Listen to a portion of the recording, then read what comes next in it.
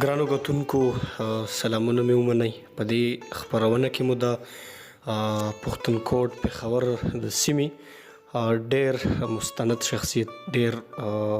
لوی قلمکار لیکوال ښاغلی سید صابر شاه صابر صاحب سره د هغې په ژوند او فن او شاعرۍ باندې خبرې کړي دي. د هغې چې کوم دغه حاصل دی د ژوند، هغې چې کوم پښتو ادب او پښتو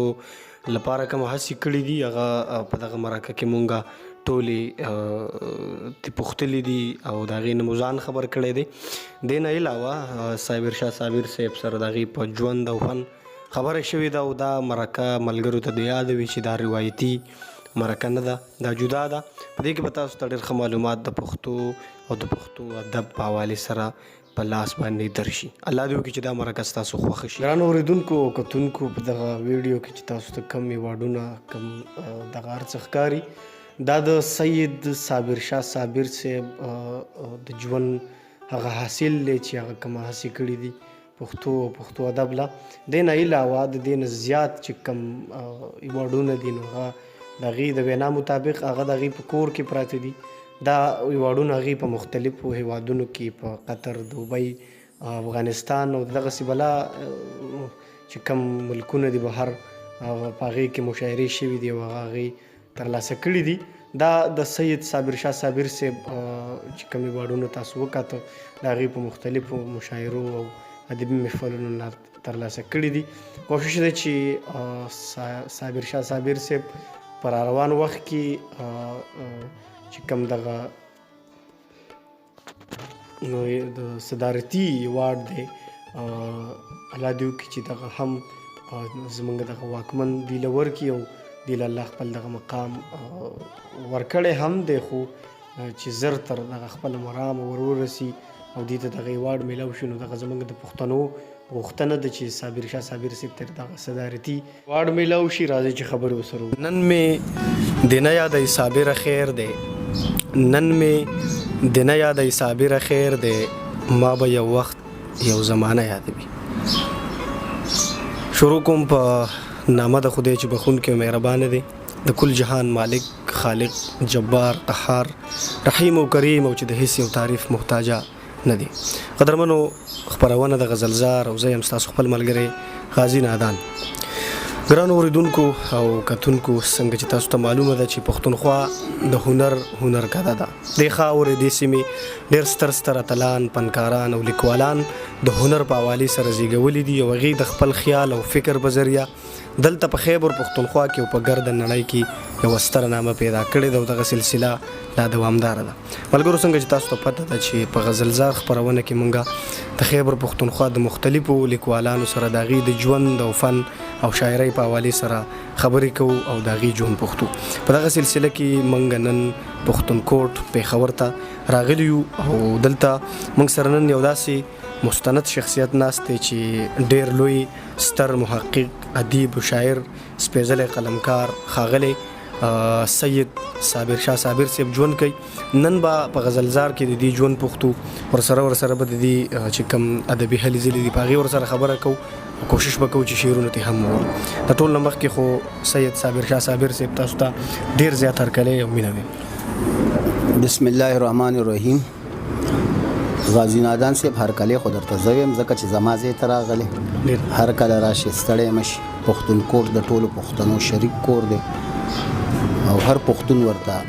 هر وخت راتلی شي. الله دې ستا عزت وساتي، موږ له دې عزت راکړو. ډېر زیاته مننه کوو. صابر شاه صابر صاحب ژوند څنګه روان دی؟ ژوند بس ښه دی، د الله ډېر فضل دی. بلکې زه خو وایم چې ما باندې د الله ډېر ښه او ډېر لوی فضل دی، خصوصي کرم دی را باندې. د پښتو لیکوالو، د شاعرانو د لرې پښتونخوا چې دا ژبه نه د سرکار ژبه ده، نه د دلبار ژبه ده، نه د ګټې وټې ژبه ده، ژوند همیشه زنګین او زنګبار وي او د ستونزو نه ډک وي. شکر دی په دې نسبت باندې زما ژوند څه ناڅه ګزاره کوي، بلکې د ډېرو خلکو نه ډېر ښه دی. ډېره زیاته ښه ده. الله دې دغسې خوشحاله او سوکاله تاسو لري. زموږ دپاره، د ټولو پښتنو دپاره قدرمنو صابر صاحب سره مونږ غ روایتي چې کومه مرکې مونږ کو غنه کو تاسو ټولې پیژنئ بلکې کوم ځکه چې پښتانه دي ټولې پیژنې دي خنوم دي صابر شاه صابر صاحب خلیل ولسی ادبي جرګه څنګه جوړه شو کوم وختو په دغه اړه راته لږ څه وایي خلیل ولسی ادبي جرګه په 1990 کې ما او د هغه وخت د پښتونخوا اسمبلی سپیکر ارباب سی پورمان خان جوړه کړې و یو کم 10 کاله مخکې ارباب صاحب په پښتو مین پښتون و د دې جرګې سرپرستو زه د دې جرګې صدر و مرکزی صدر تا حیات صدر او دې جرګې ډېر لوی لوی کارونه هغه وخت کې کړیو دا چې تنن په سوشل میډیا باندې کوم نمونه اوري دا یو هم هغه وخت نو او مونږه دا چې ته په دې کوم چمنونو د یونیورسيټي راغی زما د کور ته د مخامخ چې د پی سی اس آر لیبارټری کم ډاګونه دي په دې ډاګونو کې به مونږ مشاعرې کولې او داسې مشاعرې به مونږ کولې چې اوس هم څوک تصور نشي کولی 3 زره تنان به یو مشاعره کې مونږ راغوښتل د دې ټولو خلیلو د کلو پاوکي تاکال سپینه وړې پلوسو د پښتو مینه مشران او زلمی به مونږ راغوښتل بل خلیل ولسی ادبي جرګې د احمد شاه بابا سیمینار کړو ډېر لوی سیمینارونه مونږ کړیو پټه خزانه باندې سیمینار کړو نصر سه باندې مو 3 سیمینارونه کړیو دارنګ په وزیر محمد ګل خان به هر حال دغه جرګې د خپل وخت ډېر لوی کارونه کړیو خو دلته دا یو خبره کوم چې ګوره پچندو نه دا هر څه کول ما او ارباب سه په دوه جیبونو کول یو جیب بداغو یو بزماو دا زما جیب بل غریبو داغه بل ارباب جیبو خو به هر حال مونږ نور چندې نه کړی نو د خلیل ولسی ادبي جرګې پښتو ادب کې یو ډېر لوی رول او لاس دی بل دغه جرګې د سوري لاندې به زما په خیال د یو سلو نه زیات کتابونه مونږ چاپ کړي هغه وخت کې اوم څه زما خپل او اوم څه د تعلیم پښتونخوا زما د ملګرو لیکوالانو صابر صاحب دغه چې کومه جرګه واخ خلیل ولسی ادبي جرګه اوس وخت کې شته کنه او اجلاسونه کیږي نو چې زه يم خو اوس هم شته او چې زه نه يم نو بیا به نه وي اوس هم چې کوم کتابونه د مونږ چاپ کیږي نو پاغي باندې د بهارونه کتاب کور او خلیل ولسی ادبي جرګې مونوګرام لګي اوس مونږه چون کې زما د کشرانو د صابر د رڼا ملګری تحریک په نوم زما د خدماتو په احترام کې یو بل تحریک جوړ کړی دی نو هغه سره د خلیل ولسی ادبي جرګې پروګرامونه بس لګ بدل شول نور هم د خلیل ولسی ادبي جرګې د رڼا ملګری یو شکل دی چې په 1990 کې جوړه شوی و خو په 2015 کې دا د تکمیل د معراج خیری بام ته ورسېده صحیح دی وای سمساله شته صحیح د جی ډیره زیاته مننه کو صابر صاحب یو وخت چې دلته په افغانان ډیرو استاد رفیع او تاسو به یو رساله چلوله چې د تلوسي په نوم باندې وا هغه بارکه راته لګی څه وای دا د پښتو ادب د ټولو نظرین او زرزرین دورو افغان جهاد ډیر پاک او سپیڅلی جهاد او کما سره څوک د روشن فکرې په نوم ځینې داغلی مخالفت د دې جهاد کوي نو دا به ظلم کوي دغه پاک جهاد د دې جهاد د برکته ډیر لوی افغان لیکوالان دلته لری پښتونخوا ته راغل او مونږ سره دلته ډیر شول زموږ په دې پیښور کې چې پاغي کې هیواد مل سے استاد زیار بریالی باجوړې اکبر کرگر پسرلی سے رفیع سے سمیم سے یون ازمون شمس الهدى شمس رشتین سے دا ټول دلته راغلی او دلته ډیر شوی او مونږه قدر کولو زمونږه هم قدر کولو نو دا ټول لیکوال به اکثر زدا په داوی سره هم چې په پیښور کې کدی د ټول نه زیات ژوند تیر کړي او زیات ښه ژوند تیر کړي نو آی ما سره تیر کړي دي نو هم دغه دوران کې ما او رفیع صاحب د پښتو یو ډیر لویا تحقیقي او تنقیدي مجله د تلوسي په نوم شروع کړه رفیع صاحب د بری پښتونخوا حبیب الله رفیع د بری پښتونخوا ایډیټر زه د لری پښتونخوا ایډیټر او دا یو ډیره معیاري مجله وا بوټ کې په ارشد پلازا کې زمونږ دفتر چې ما زیګر بشو مخلوق ملګری برا غونډو خلیل ولسی ادبي جرګې ملګری د افغان ادبي بهیر ملګری د اخلاص ادبي جرګې ملګری د دوزیه ادبي جرګې ملګری د خیبر ادبي جرګې مشران دا ټول به مونږ دلته راتلل همدغه یو دفتر او همدغه یو رساله او مونږ به پکې ناس چې تور دور به چلیدو نو افغان مشرانو افغان جهاد کوم ته نور څه فایده راک او کرانه که خدا فایده راک چې مونږ لر بر پښتانه لیکوالي خپلو کې په یو بل او پیژندل او زمونږ وینې خو مسې شریکې وي زمونږ مینې هم خپلو کې شریکې شوې. صحیح ډیره زیاته ښه ده. صابر صاحب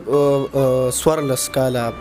په وحدت اخبار کې تاسو یو کالم چلولی دی سپینې دغه کالم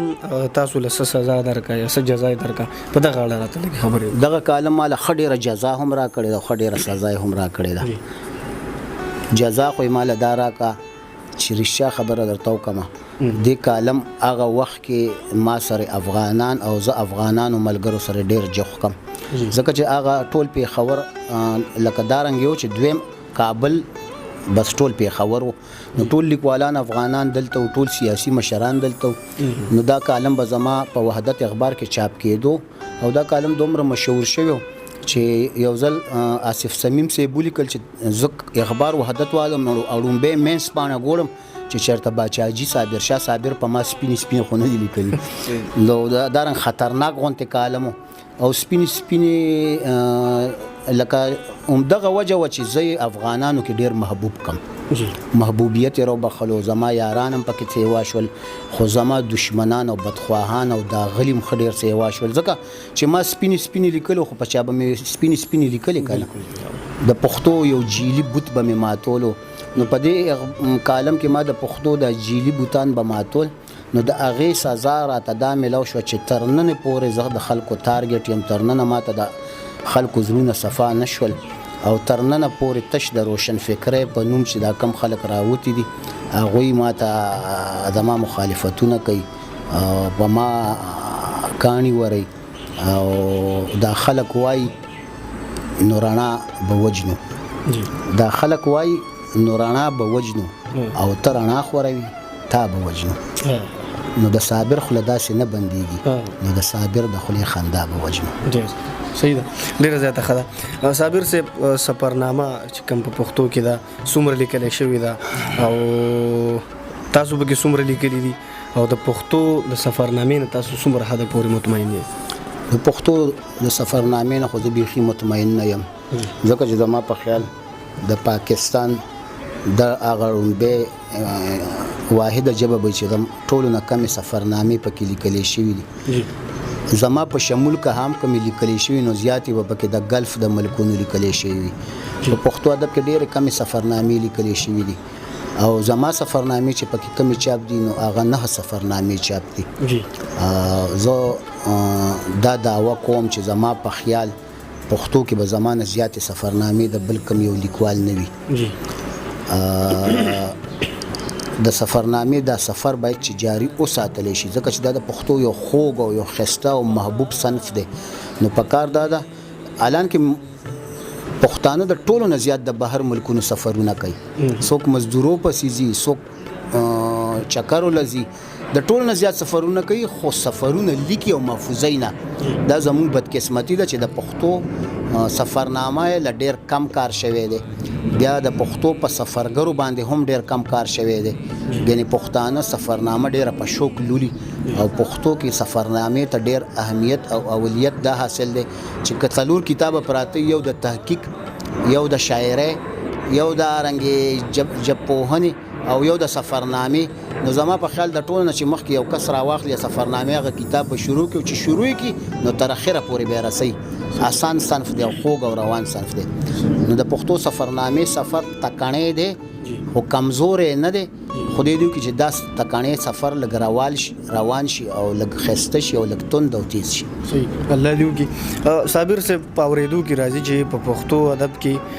په اول ځل یو خیالي سفرنامه هم لیکلی شوي په دې اړه راته لږ څه ووایي. په اول ځل یو خیالي سفرنامه لیکلی شوې نه ده دا ماته ووایه چې دا تا لیکلې ده په پښتو کې ما تصوراتي سفرنامه ړومبی لیکلې ده او زه ویم چې په پښتو کې نه په نړیوال ادب کې هم تصوراتي سفرنامه د دې نه مخکې نه وه لیکلی شوې نو دا تصوراتي سفرنامه ما دې دپاره ولیکله چې رښتیا خبره درته وکړمه سفرنامه به هغه څوک لیکي څوک چې د بهر ملک د تلو استعداد لري چا سره چې پیسه وي یا چې څوک وغواړي نو چې کوم خلک سفرنامې لیکلی شي هغوی څوک غواړي نه یا هغه سره جیب کې سنوي نو هغه به بهر ملک سفر سوکي نو دا ما سوچ وکړو چې یاره ته سفرنامه همیشه د مشاهدې په زور لیکل کېږي آیا دا رنګ نشي کېدای چې دا د مطالعې په زور هم ولیکل شي نو ما یو سفرنامې لا سوچ وکړو خیال مې وکړو کردارونه مې ورله جوړ کړل کردار نګاري مې پکې ژبه مې ورله واچوله او د یو بهر ملک وفد مې پښتونخوا ته راوستلو او د مارګلې د کانډاونه مې دا سفر شروع کړو هغه دیله مې یو ګایډ ورکړو یو ډرایور مې پښتون ورکړو دا مې د اټک کلا ته راوستو دا مې د خوشحال بابا قبر له بوتلو دا مې د اکوړ خان سری ته راوستلو دا مې بیا په دې پېښور کې تاریخي ځایونو ته تر رکیب تورخم زنځیره مې دا وفد بوتلو په سفر کې نو دا سفرنامه چې چاپ شوه دې سفرنامې هغه وخت کې ډېر ایوارډونه واغشتل رومبه چا کریم بخش واړې مغشته او خلکو ډیره خوخه کا خو زه حیران یم چې نور ملګرو دا تصوراتي سفرنامې دا سفر ول جاریونه ساتلو کدا سفر جاری نو کې دي شو د ډیر سفرنامې پښتو کې بدقسمتي دا چې پښتانه صرف شاعرۍ ته اهمیت ورکړي نثر کې ډیر کم کار شوی دی بالکل استاد خبره ټیک ده او بل دا چې دا د هر سړي د وس خبره نه ده څنګه شاعر وای خپل پرانیستل هم یو انداز غواړي شاید هم دغه وجه وي چې نور څوک نشي کولای چې ولیکي دا ستاسو عظمتو صابر شاه صابر سے د پښتو صحافت باره کې مو خیال لري ترقی شوی کنه نه ده شوی بیخي نه ده شوی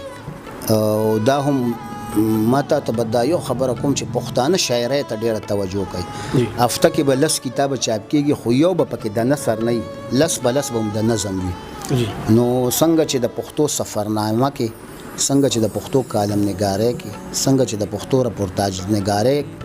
سفر نیمګړی دی همدارنګه د پښتو صحافت سفر نیمګړی دی پښتو کې پخوا هم دغه یو دوه اخبار او نن هم دغه یو دوه اخبار دي پښتو کې رسالې روزي ګوره د خپل د درې سالو ایډیټر مشر پاتې شوی درې کاله موږ رساله به او چلوله خو 3 روپۍ به هم د بهر نه راتلې صحیح رساله بم په 10,000 چاپ کا او بیا بم خلکو ته ډالې کوله نو اسی وس چې ته به ترسو واتی ورکې 12 میاشتې رساله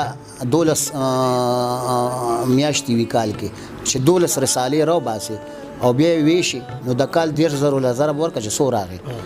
نو لکه دا ځکه د پښتو صحافت نه کامیابیږي د پښتو رسالې نه کامیابیږي چې پښتانه د خپل ژبې په کتاب او مجله پیسې نه ورکوي هر سړی دې تناس دی چې ماته یو کتاب را ډالې کا یو رساله را ډالې کا نو تر څو به دا ډالې کیږي نو هغه رساله شروع شي خو بیا منځ کې مړ شي دا خو د پیر صاحب سفید شاه همدرد الله عزتمن لري او ژوندې دی لري چې هغه د پښتون وحدت شروع کړي دی او لا تر اوسه شروع دی صداغه تعلقات دي چې حکومت سره خاصاتي حکومتونو سره دا وخت نو دا اخبار کامیاب دی ګنه ډېر ښه اخبارونه هم شروع شو لا غم ختم شو نو د پښتو صحافت هغه رنګ ترقی نه دا کړي څنګه چې سیندي صحافت څنګه او یا اتیا د روزانه او رسمانه چاپ کیږي پسندې کې او پښتو کې یو یا دوه دا بدقسمتي د وس افغانستان کې د پښتو صحافت رو مضبوطي افغانستان د غوي قومي او ملي ژبه ده الله دې وکړي چې د اغازې د یخ خوګ او دا پاک بات په مونږ هم لګي او تیخوا پښتانه هم د پښتو صحافت ته توجه ورکړي امين الله دې وکړي صابر صاحب ډېر زیاته مننه ډېر خوږی خبرې تاسو کوي شعرونه دي دا هم خو کپدي منځ کې تاسو موږ سره یو کلام خپل تازه شریکونو خوشاله وشو او که تازه نه وینو بیا بس خیر دی به زوري ځکه چې مونږ دې نثر دومره ګیر کړی یو کنه چې چرته 2-3 میاشتې پس یو غزل مخې لراشي بس سو کوئی سری زر میں کتاب باندې ولیکه سو کوئی کالم راته ولیکه پلپ کې می اوخ کې پجولې کې می رڼا وا پلپ کې می اوخ کې پجولې کې می رڼا وا راوړی یو مغرور لډالې کې می رڼا وا او نستاب د سقم او کټول کور می تیارو نستاب د سقم او کټول کور می تیارو خطا ته بشیندل په ډیوډې کې می رڼا وا او بیګامي خوب لیدلو که الله خو یې رښتیا کړي بیګامي خوب لیدلو که الله خو یې رښتیا کړي کابل کې د رڼا و کابلې کې مې رڼا و بیګامي خوب لیدلو که الله خو یې رښتیا کړي کابل کې د رڼا و کابلې کې مې رڼا و د خپل اوښ کو ستوري په سینه راته پراته د خپل اوښ کو ستوري په سینه راته پراته یوازې خو د شپې نه وم کېږدی کې مې رڼا وه او نو ما سره نور هیڅ نه و د مینې لوی سفر کې خو ما سره د خپل صبر کشتۍ کې مې رڼا وه او صابره چې د وخت سیلی بې کوره ورک نه کړم صابره چې د وخت سیلی بې کوره ورک نه کړم هنر کې مې ښایست و شاعرۍ کې مې رڼا وه. ډېر زبردست، ډېره زیاته مننه. صابر صاحب په رسالو باندې خبره شروع وه، تاسو خبره کوله په نن وخت کې څومره رسالې دي چې هغه تاسو چلوئ او وختونه ورکوئ؟ په نن وخت کې خو یو دارنګ رساله هم نشته چې زه ایډیټر یم یا زه چلوم، خو خپل وخت کې ما ښه رسالو زه ایډیټر پاتې شوی یم. د سباون ډیکلیریشن زما په نومو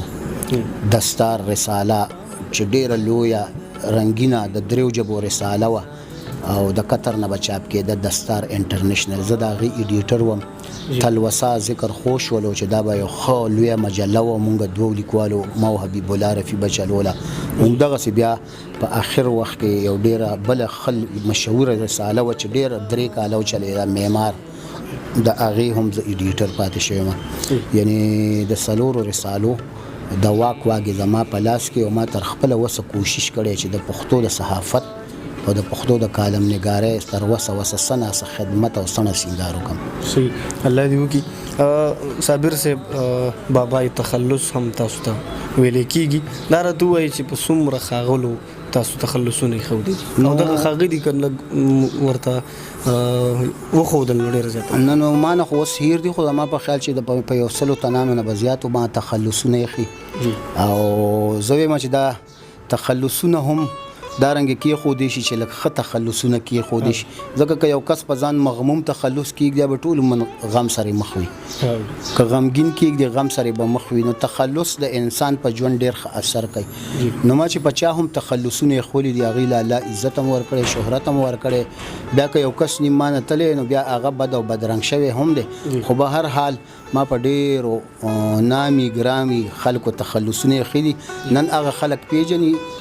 خو ما څوک نه پیژني چې چا پې تخلصونه ایښي دي. لکه ما نه خو دې وخت کې څه دارنګ یادېږي نه، خو په دې غني غورځنګ ما تخلص ایښی دی. په شهاب شعور خټک، پروفیسر شعور خټک هم دا شعور تخلص ما ایښی دی. په حنیف خلیل، دا مخکې حنیف بینواو، دا خلیل تخلص په ما ایښی دی. دارنګې دا مخکې محمد اسرارو، دا محمد اسرار اتل، دا تخلص اتل په ما ایښی دی. دا درمان متیزی او دا واجد ودان تخلص هم په ما ایښی دی. نور ډېر تخلصونه ما کشر سرور سالار تخلص هم ما ایښی دی. زیار دورانی تخلص هم ما ایښی دی. او چې د خلیل اولسي ادبي جرګې نه تر رڼا ملګرو دا څومره کشران دي په دې ټولو باندې تخلصونه ما ایښي دي، خو دې ټولو له الله عزت هم ورکړی دی او دا ټول نن ډېر ښه سفر هم کوي. زه وایم چې دارنګ تخلص کېږدم چې د دې کس ژوند ته وګورم چې د ده ژوند سره هغه تخلص د ده عادتونو خصلتونو سره دا تخلصونه سمې خوري.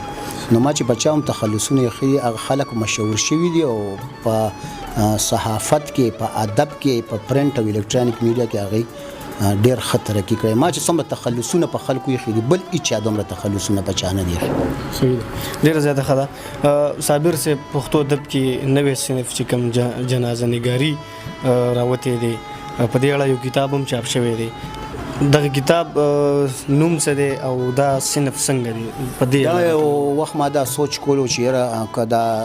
خپل وخت د سترګو لیدلی حال د رحمان بابا یا د خوشحال بابا په وخت کې د جنازو چا لیکلی چې دا خوشحال مړ شولو، دا خوشحالو که خوشحال باباو که خوشحال سالارو که خوشحال سردارو، دی په دې وخت په دې ورځ مړ شولو او بیا د اکوړي کې یا د ایسوړو په غرونو کې یا په تیرا کې جنازه وشوه. پلان کې امام هغه وخت مخکې شولو، د هغه وخت د مغولو د پښتنو لوی شخصیت د جنازه کې شاملو یا پټه د جنازه وشوله. نو که دا یو مقاله هم محفوظ پاتې وي نو نن به د خوشحال بابا ژوند ښکاره وي. بیا خوشحال څومره کار کړی او څومره کلمي نسخې ته پاتې. نو ما دارنګ یو نوی صنف چې جنازه نګاري ورته وایي، جنازې په نوم یو کتاب ولیکلو. دا کتاب هم ډېر هغه وخت کې خلکو خوښ کو، بلکې نن خو د دې کتاب بیخي یو کاپی هم نشته. بیا خلکو چې یاره دا کتاب دوباره چاپ شي. دا لومبۍ برخه چاپ شوی وسه 2.5 صفحې و دویمه برخه هم تیاره ده، ډېر کمپوز هم شوی دی. هغې کې د خپل وخت د لویو شخصیاتو د جنازو د سترګو لیدلی حال دی. جنازه نګاري یو خوږ صنف دی. زمانه پس هم ډېرو خلکو بیا دا صنف ته تقویت او اهمیت ورکو. ډېرو ښه خلکو جنازې ولیکلې، د ډېرو ښو خلکو د سترګو لیدلې په ورځپاڼه وحدت او سهار کې به هغه وخت کې چاپ کېدی. خو دا صنف ما متعارف کړو، زما پکې لومبۍ او اخري کتاب چاپ دی. انشاءالله اوس دویمه او بیا درېیمه برخه به هم انشاءالله پکې چاپ کېږي او راځي به. کوم کتابونه دي چاپ شوي د هغې تعداد څومره دی دغه هم ورته ووایي او په را روان وخت کې نو څومره کتابونه را روان دا رنګ چل دی که نه چې زما ټول ژوند کتاب دی. جی واقعي زه په دې 15 کالو کې ته یقین وکړه چې 15 ملټه به دا رنګ نه وي چې زه د پښتو نه بېغمه شوی یم. صحیح. زما د 4 درزنو نه زیات کتابونه دي او زه چې ژوندی یم پښتو به لیکم، پښتو به لولم او پښتو به وایم او نورو ته به هم دا وایم چې او بلکې د ستا د میډیا په ذریعه د ټولو پښتنو ته دا خواست کوم، خصوصا د شاعرانو ادیبانو ته چې موږ له الله پاک عزت په پښتو ژبه کې راکړی دی. نو پکار دا ده چې پښتو له عملي څه قدمونه واخلو. عملي قدمونه دا دي لکه اوس فرض کا صوبې مشاعره عملی او قدمو چې د ټول صوبې د ګډ نه موږ د پښتو لوی شخصیت پېښور ته راغونډ کړو. عملی قدم دا دی چې موږ اول په خپل کور کې پښتو لازمي کړو. دا رنګ نه چې موږ شهرت او عزت خو په پښتو ګټو، وا خو راته خلک پښتو کې خو زموږ بچو هم پښتو نه ورځي. دا خبره نه ده. اول په کار دا چې موږ په خپل کورونو کې پښتو لازمي کړو، خپل بچو خپل خویندو ورونو خپل ښځې ته پښتو وښایو. نو دا د پښتو خدمت عملی خدمت دا دی. صحیح.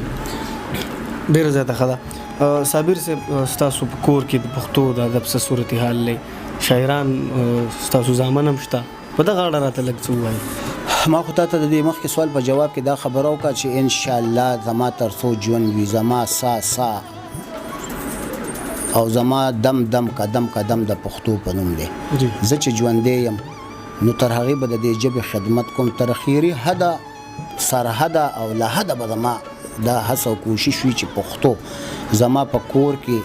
زما په مالت کې، زما په دې کلي کې زه وایم چې د هر چا نه زیاته پښتو ده. زما ټول رونه شاعران دي د مشر نه علاوه او زما شکر دی ټول بچي پښتو لیکي. پښتو د هر چا نه ښه ور دي. مثال دا عباس شاه عابد دی چې د رڼا ملګرو څومره لوی مشاعرې شوي دي، خو هغه په لویو حالونو کې هم کېږي. نو د هغې سټیټ سیکرټري یا ظفر علي ناز یا عباس شاه عابد وي.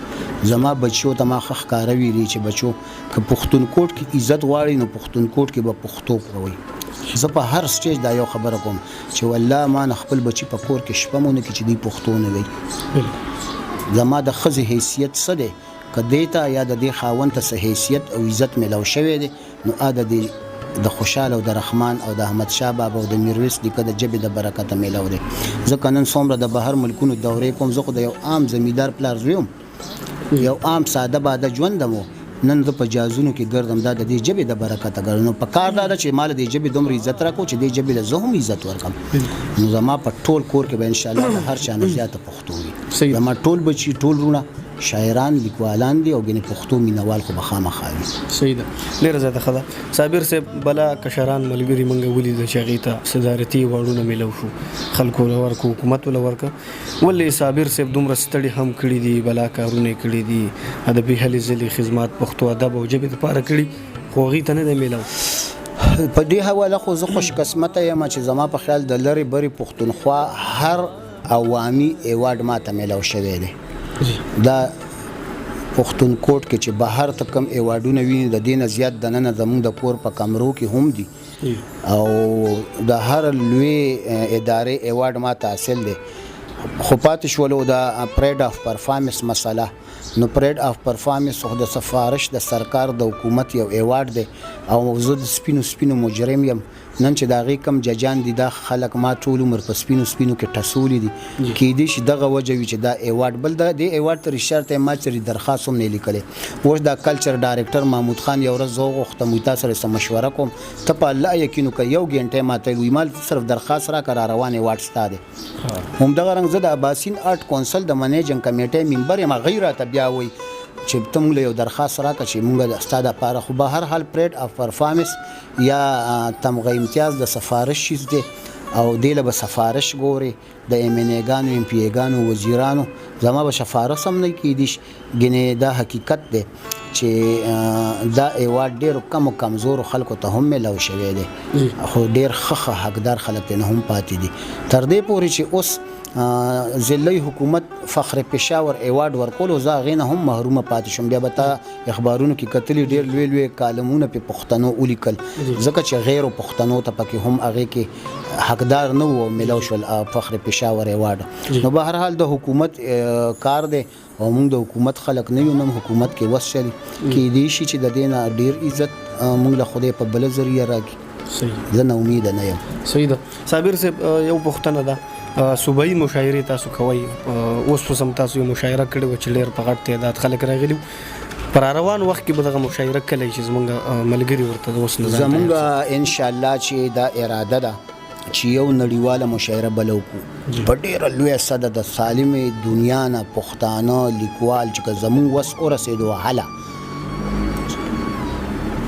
یو نړیواله مشاعره وکړو یو دویمه صوبایي مشاعره مونږ وکړو دویمه صوبایي مشاعره زموږ په راتلونکي مارچ کې اراده ده چې په راتلونکي مارچ 2020 کې مونږ دویمه نړیواله صوبایي مشاعره وکړو او په یو لوی حال کې وکړو د ټولې صوبې نه ورته لوی لوی خلک راوغواړو بلکې د بره پښتونخوا نه هم خلک راوغواړو نو د دویمه صوبایي مشاعرې لپاره زه ستا په وساطت د ملګرو سره خواست دی ته کوم چې مونږ سره تاسو رابطه کې اوسئ چې تاسو د ضلعو نه حقدار خلک پکې راشي او مونږ د دې صوبایي مشاعرې لپاره سره لږ تیاری هم شروع کړې ځکه چې د کې لوی خند مالی مجبورې هم وي حاضر ستا دویمه صوبایي مشاعرې ته خو زمونږ وس نشته خو یو دوه میاشتې مخکې د قطر یو لوی دوره ما کړې و د عباسین صاحب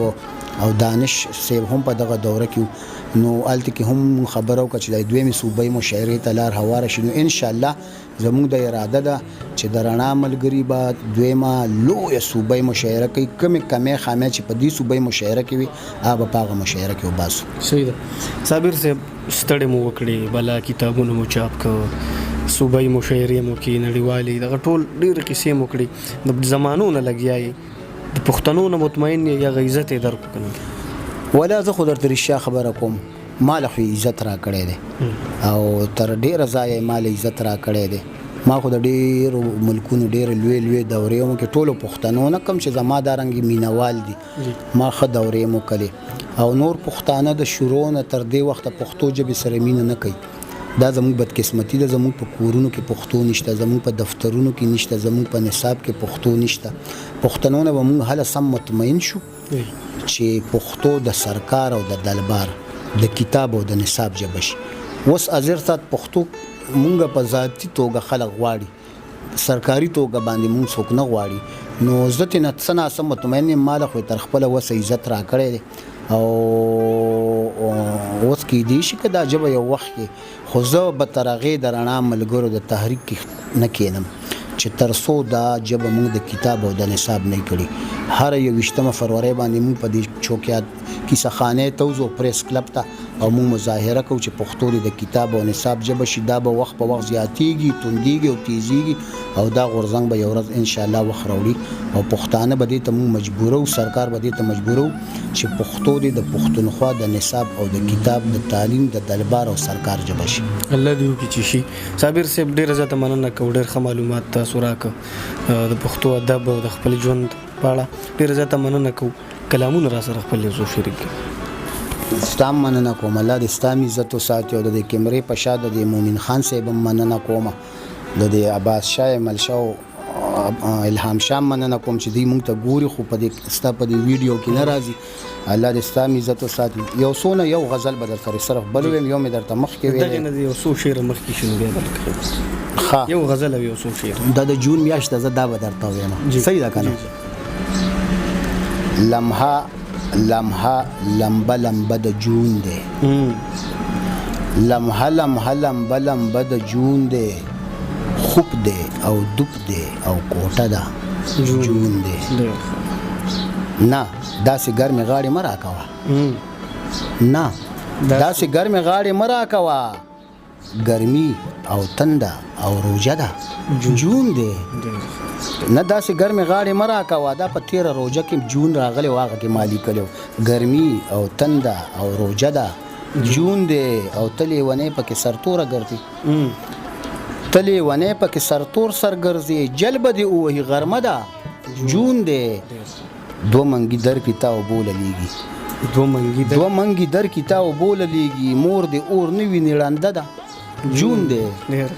دو منګي در کې تا اوبه للیږي مور دې اور نه ویني ړنده ده جون دی او زما د لار یاران خپېمانه نشي سفر دی تو دی او میره ده جون دی او ورځي ورځې اوږدې دي یاران ټول اوزګار دي ورځې اوږدې دي یاران ټول اوزګار دي اوس د جنګۍ خپله مزه ده جون دی او شپه خو مزې له شوګیره تېروم ورځ خو بیخي خوله خوله ده جون دی او صابرې سوی د بېلتون غرمو کړو صابرې سوی د بېلتون غرمو کړو دا د ځوانۍ په خوب وده ده جون دی زما د غم د غرونو بوج ته د تیاره شي ورځ زما د غم د غرونو بوج ته د تیاره شي ورځ چې شپه شي تېره او د خوب را بیداره شي ورځ او ته چې راپاسېږې راوځې ستوماني وباسې ته چې راپاسېږې راوځې ستوماني وباسې نو په تا ښکلي شي په تا باندې سینګاره شي ورځ او د شپې دا شعر واوره د شپې کافر د ګناه لیوني ټول ښکاره کړي د شپې کافر د ګناه لیوني ټول ښکاره کړي دومره بېزوکه مسلمانه ایمانداره شي ورځ او پرېږده چې زړه یې اوچ وي پرېږده چې کچه لمبه شي پرېږده چې زړه یې اوچ وي پرېږده چې کچه لمبه شي او پرېږده چې زار ستا د ښایست د رڼا زاره شي ورځ او ته پکې وخانده او زلفې شاته هم واړوه ته پکې وخانده او زلفې شاته هم واړوه چې د احساس غریبۍ وځي مالداره شي ورځ څه به ترې کم شي څه به واخلو ترې موږ شپو ځپلي څه به ترې کم شي څه به واخلو ترې موږ شپو ځپلي او که یو پوټی که در لمونږ کرې ایساره شي ورځ او لږې زمونږ د بېوسو دې دا پردې نه اخلي دا شعر لږ واورئ چې لږې زمونږ د بېوسو دې دا پردې نه اخلي لږه یې پوهه کوي مغروره چې په لاره شي ورځ او هلته لیشت لیش کې د تیارې او بدنیتۍ صابره هلته لیشت لیش کې د تیارې او بدنیتۍ صابره ما سره لاړه دې د کلي تر بازاره شي ورځ ډېر زبردست صابر صاحب ډېره زیاته مننه کوو ډېر وخت تاسو د خپل ژوند نه موږ له راکو په اخره کې څه پیغام لرئ زموږ ولس ته زموږ پښتنو ته چارواکو ته چارواک خو مه وایه واکمن وایه زه دا پیغام یوازې تا ته نه ویم که زما 200 انټرویوګانې شوي مرکې شوي او که 300 شي زما بس همدا یو پیغام دی چارواکو ته نه چارواک زمونږ یا واکمن زمونږ په خبرو عمل نه کوي خپلو کشر نسل ته ویمه چې د الله خاطر وکوي دا پښتو زمونږ د کور زمونږ د مور زمونږ د جارګي زمونږ د ډیوډۍ ژبه ده ما ته خطونه په پښتو کې لیکه قومونه ژوندي کېږي په خدمت د خپلې ژبې ورکېږي هغه څوک چې کړي نفرت د خپلې ژبې اول خپله ژبه پس ته نورې ژبې بې بنیاده عمارت خو سمون نه که دا زما پیغام دی چې پښتو لیکئ پښتو لولئ او پښتو وایئ ډېره مننه الله دې ستا هم عزت وساتي ډېره مننه قدرمنو یقینا چې څومره خوند ترې ما واخیستو دومره خوند به دې تاسو هم اخیستی وي او دغه ده چې د سور او د سرور د رنګ او د نور او دغه ادبي محفلونه د بنده زړه نه غواړي چې ختم شي خو بیا هم دارې خبرې یو اختتام د وخت پابند یو موږ صابر شاه صابر صاحب په هغه لیکوالانو کې دی چې دغه یو ناسته هېڅکله هم د فن او د ژوند او د شاعرۍ په اړه پوره نه ده دغه ناستي به بیا هم کېږي او په تر بلې مرکې مو په الله سپارم زمونږ مشر زمونږ استاد ښاغلی صابر شاه صابر صاحب غازي نادان په دعاګانو کې یاد ساتئ د خدای په امان بریالي اوسئ